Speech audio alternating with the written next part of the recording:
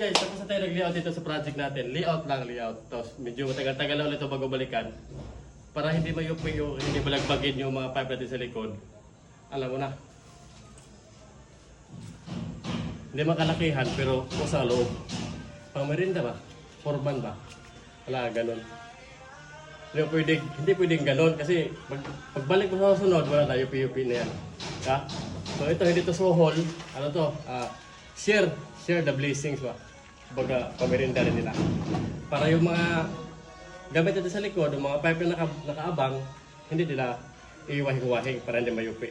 Wala yung trabaho yun, pinayupi ulit. Bigyan natin.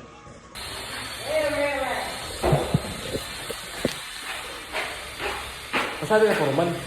Pang merinda, di ba? Ha? Ibilin ko na lang yung mga ano sa labas. Kaya yung pag may kailangan ni Howie, ano na lang, kontakin na lang kami kung may babaguhin. Para yung pag pintura, dapat iwasan na lang i-Howie yung ano. Kasi mabilis mo yung yun. Ha? Salamat ha.